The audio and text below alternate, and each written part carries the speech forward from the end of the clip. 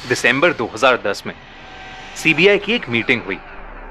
इस मीटिंग के होने का रीजन था 2 साल से अनसॉल्व पड़ा 13 साल के आरुषि तलवार और 56 साल के हेमराज का मर्डर केस। एक ऐसा केस जिसने पूरे इंडिया में एक डर का माहौल बना दिया था।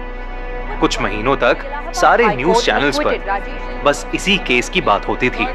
शायद ही इंडिया में कोई ऐसा इंसान होगा जिसने आरुषि तलवार मर्डर केस का नाम नहीं सुना।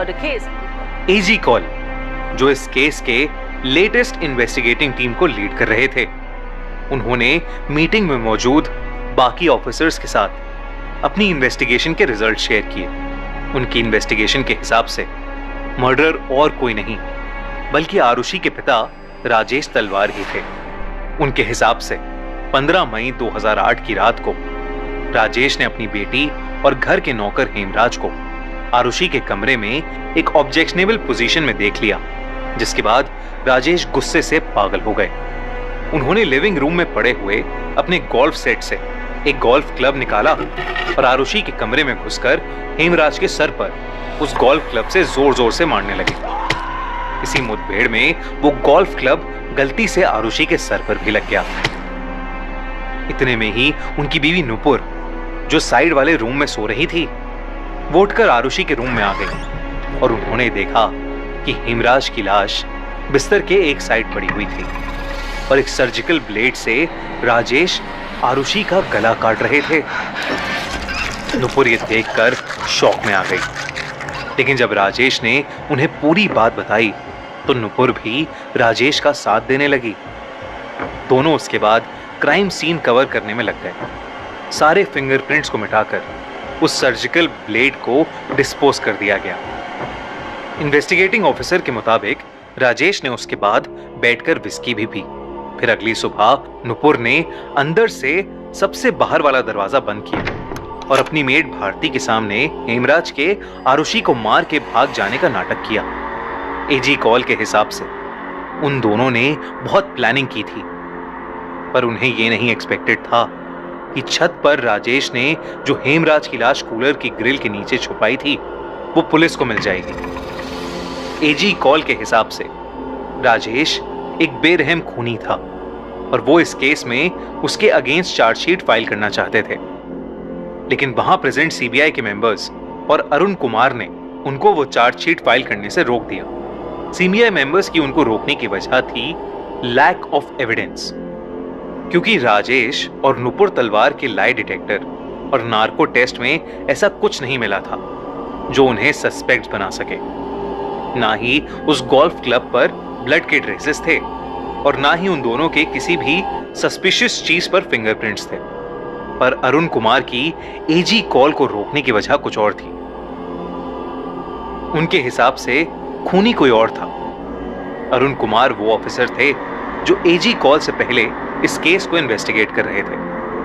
अरुण कुमार को यह केस 31 मई 2008 को पुलिस के ओरिजिनल इन्वेस्टिगेशन के बाद हैंडओवर किया गया था, ताकि सीबीआई पुलिस की थ्योरीज को कंफर्म कर सके।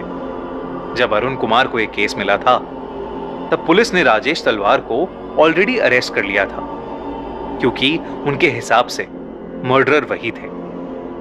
पुलिस की थ्योरी भी एजी कॉल से मिलती जुलती थी, बस उसमें डिफरेंस ये था कि पुलिस के हिसाब से राजेश तलवार ने उन दोनों को उस रात एक ऑब्जेक्शनेबल पोजीशन में देखने के बाद हेमराज को वहीं गोल्फ क्लब से मारना शुरू नहीं करा था, बल्कि वो हेमराज को छत पर ये कहकर ले गए थे कि वो उससे कुछ बात करना चाहते हैं। छत पर ले जाकर उन्होंने हेमराज को एक हैवी ऑब्जेक्ट से मारकर बेहोश कर दिया, जिसके बाद उन्होंने एक शार्प ऑब्जेक्ट से उसका गला काट दिया। फिर उन्होंने नीचे आकर विस्की पी और शराब के नशे में गुस्से से पागल होकर अपनी बेटी आरुषि के कमरे में जाकर एक शार्प एज्ड वेपन से उसका भी गला काट दिया। और अगली सुबह एविडेंस टैंपर करने के लिए उन्होंने मर्डर के इमीडिएटली बाद पुलिस को बुलाने के बजाय अपने नेबर्स को जमा कर लिया, ताकि उनके घर में ढेर सारे फुटप्रिंट्स और फिंगरप्रिंट्स आ जाएं। अरुण कुमार ने पुलिस की थ्योरीज को रिकन्फर्म करने के लिए सबसे पहले नुपुर और राजेश पर लाई डिटेक्टर और नार्को टेस्ट किए, जिसमें उनके खूनी होने का कोई सबूत नहीं मिला। एक बड़ा सवाल था कि उनके घर के अंदर आकर कोई उनकी बेटी का गला काट गया और उन्हें पता ही नहीं चला। ये कैसे पॉसिबल था? राजेश और नुपुर ने इस पर यह कहा कि उनके कमरे में एसी खराब होने की वजह से बहुत शोर करता था, इसलिए उन्हें कमरे से बाहर कुछ सुनाई नहीं देता था। इसके बाद उनके रूम का साउंड टेस्ट किया गया, जिसमें यह निकला कि खराब एसी की वजह से उनके कमरे में कोई भी आवाज नहीं आती थी। फिर अरुण कुमार ने रीइन्वेस्टिगेट करते हुए हेमराज के कमरे की फोटोज देखी, जिसमें उन्हें गड्ढे पर डिप्रेशन वाले 3 पॉइंट्स दिखे। उनकी टीम ने फिर कृष्णा, राजकुमार और शंभू मंडल को हिरासत में लेकर उन पर साइकोलॉजिकल टेस्ट्स और नार्को टेस्ट करवाए, क्योंकि कृष्णा जो राजेश तलवार की क्लिनिक में काम करता था वही था जिसने पुलिस को हेमराज और आरुषि के रिश्ते और राजेश के एक्स्ट्रा मैरिटल अफेयर के बारे में बताया था। कृष्णा और राजकुमार के नार्को टेस्ट में कृष्णा ने जो भी कहा वो सुनकर अरुण कुमार के भी रोंगटे खड़े हो गए थे।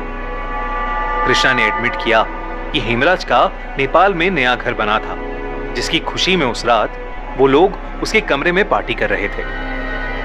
तभी राजकुमार, जो आरुषि को पसंद करता था, शराब के नशे में उसके कमरे की ओर गया। कृष्णा और मंडल ने भी उसका पीछा किया। फिर राजकुमार ने आरुषि के कमरे में घुसकर उसके साथ जबरदस्ती करने की कोशिश की, और इससे पहले आरुषि चिल्ला पाती, कृष्णा ने उसके सर पर खुखरी चाकू से मारा और फिर उसी खुखरी से उसका गला काट दिया। क्योंकि हेमराज उस खून का विटनेस था, तो वो लोग उसे छत पर ले गए, जहां उन्होंने उस चाकू से उसका भी गला काटकर उसको मार दिया और उसकी बॉडी को छुपाने के लिए उस पर कूलर की ग्रिल रख दी। राजकुमार और शंभू के नार्को टेस्ट में इससे मिलती जुलती कहानियां निकल के आईं। उनकी टीम ने कृष्णा के घर की तलाशी भी ली थी, जहां पर उन्हें एक पिलो कवर और खुखरी मिली। उनकी टीम ने राजेश तलवार को रिहा कर दिया और कृष्णा, राजकुमार और शंभू को अरेस्ट कर लिया था। पर इस थ्योरी में भी कुछ दिक्कतें थीं। पहले की नार्को टेस्ट कोर्ट में एडमिसिबल नहीं होते थे, इसलिए कृष्णा और राजकुमार के कन्फेशन को कॉन्क्रीट प्रूफ कंसिडर नहीं किया जा सकता था। दूसरा, कृष्णा की फैमिली ने कहा कि वो मर्डर के टाइम अपने कमरे में ही था। यही बात राजकुमार के एम्प्लॉयर और शंभू मंडल के एम्प्लॉयर्स ने भी उन दोनों के लिए कही। तीसरा, जो खुखरी चाकू कृष्णा के रूम से मिली थी, उस पर ह्यूमन ब्लड के कोई ट्रेसेस नहीं थे। जब अरुण कुमार ने चार्जशीट फाइल करने की कोशिश की, तो उनकी चार्जशीट भी इस बेसिस पर रिजेक्ट हो गई कि उन्होंने इंफॉर्मेशन सही तरीकों से नहीं निकाली थी, और उन पर शंभू मंडल को मारपीट के फोर्स करके बातें निकलवाने का आरोप भी लगा। क्योंकि दोनों ही टीम की इन्वेस्टिगेशन और थ्योरीज को प्रूफ करने के लिए सीबीआई मेंबर्स के पास कोई कॉन्क्रीट प्रूफ नहीं था, तो कॉमन कंसेंसस से सीबीआई की उस मीटिंग में चार्जशीट की बजाय क्लोजर रिपोर्ट फाइल करने का डिसीजन लिया गया।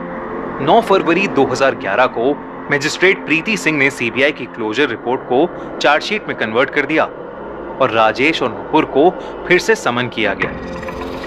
राजेश और नुपुर ने इलाहाबाद हाई कोर्ट और सुप्रीम कोर्ट में इस डिसीजन के अगेंस्ट पिटीशन फाइल की, जो दोनों कोर्ट्स में रिजेक्ट कर दी गई। 11 मई 2013 को राजेश और नुपुर का ट्रायल शुरू हुआ और 25 नवंबर 2013 को एक स्पेशल सीबीआई कोर्ट ने उन दोनों को आरुषि और हेमराज के मर्डर में गिल्टी करार दिया और उनको murder, destruction of evidence, misleading the probe और फाइलिंग अ रॉन्ग एफआईआर के लिए कन्विक्ट करके 26 नवंबर को उन्हें लाइफ सेंटेंस यानी उम्र कैद की सजा सुनाई गई। लेकिन जनवरी 2014 में राजेश और नुपुर ने इस डिसीजन को इलाहाबाद हाई कोर्ट में चैलेंज किया और 12 अक्टूबर 2017 में हाई कोर्ट ने लैक ऑफ एविडेंस की वजह से उन्हें सारे चार्जेस से फ्री कर दिया।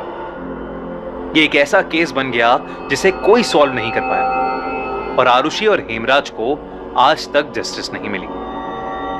आपको क्या लगता है, किसने मारा आरुषि को? कमेंट्स में हमसे अपना ओपिनियन जरूर शेयर कीजिए।